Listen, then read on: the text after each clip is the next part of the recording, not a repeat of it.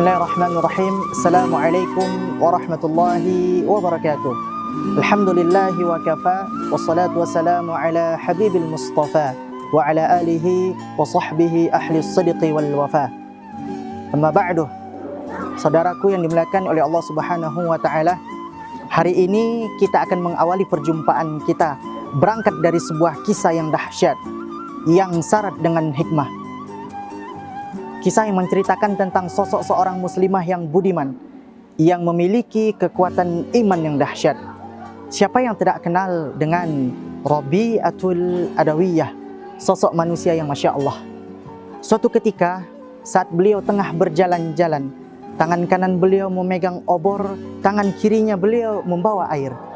Ketika itu masyarakat yang ada di sekitar sana merasa terheran-heran, lalu berkata, "Wahai Rabi'atul Adawiyah, apa arti tangan kanan engkau bawa obor, tangan kiri engkau bawa air? Apa arti ini semua?"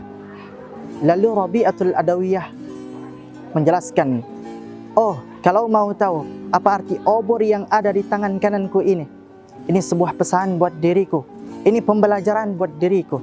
Kalau seandainya Allah Subhanahu wa taala memberikan kekuatan dan mengizinkan aku untuk membakar syurga, maka aku akan bakar syurga dengan obor yang ada di tangan kananku ini." Lalu masyarakat yang ada di sekitar sana merasa terheran-heran, lalu berkata, Allah Rabi'atul Adawiyah, jangan nekat Rabi'atul Adawiyah, kenapa engkau mau bakar syurga?"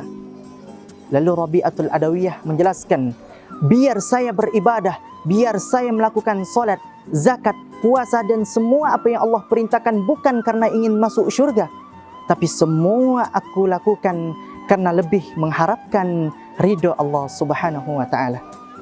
Baik, kalau begitu Rabi'atul Adawiyah, sekarang apa arti air yang ada di tangan kirimu itu? Lalu Rabi'atul Adawiyah menjelaskan, "Oh, kalau mau tahu apa arti air yang ada di tangan kiriku ini sebuah pesan buat diriku, ini pembelajaran buat diriku. Kalau seandainya Allah Subhanahu wa taala memberikan kekuatan dan mengizinkan aku untuk memadamkan api neraka, maka aku akan matikan api neraka dengan air yang ada di tangan kiriku ini." Lagi-lagi masyarakat yang ada di sekitar sana merasa terheran-heran, lalu berkata, Allah Rabi'atul Adawiyah, jangan nekat Rabi'atul Adawiyah, kenapa engkau mau matikan api neraka dengan air yang ada di tangan kirimu itu? Lalu kembali Rabi'atul Adawiyah menjelaskan, biar saya meninggalkan maksiat, biar saya meninggalkan semua larangan Allah Subhanahu wa taala bukan karena takut lantaran api neraka, tapi semua aku tinggalkan karena lebih takut kepada Allah Subhanahu wa taala. Masya Allah, saudaraku yang dimuliakan oleh Allah Subhanahu wa taala, ini adalah sebuah pesan buat diri kita untuk selalu melakukan apa yang Allah perintahkan harus karena Allah dan untuk Allah. Dan ingat saudaraku yang dimuliakan oleh Allah Subhanahu wa taala, dari apa yang semua Allah larang kepada kita, kita tinggalkan bukan karena takut lantaran api neraka, tapi karena kita takut kepada Allah Subhanahu wa taala. Saudaraku yang dimuliakan oleh Allah Subhanahu wa taala, Rasul junjungan kita pernah mengingatkan kita, innamal a'malu binniyat, segala sesuatu kembali kepada niatnya. Wa innama likulli imri'in ma nawa, seseorang itu akan mendapatkan apa yang diniatkannya dan apa yang dia usahakan. Nah, jikalau seseorang itu meniatkan dan mengerjakan sesuatu untuk mencari ridha Allah Subhanahu wa taala, maka kemuliaan yang ia dapatkan. Tapi jikalau seseorang itu meniatkan dan mengerjakan sesuatu untuk mencari pujian-pujian dari orang-orang yang ada di sekitarnya, maka ketahuilah yang ia dapati hanya kesia-siaan belaka.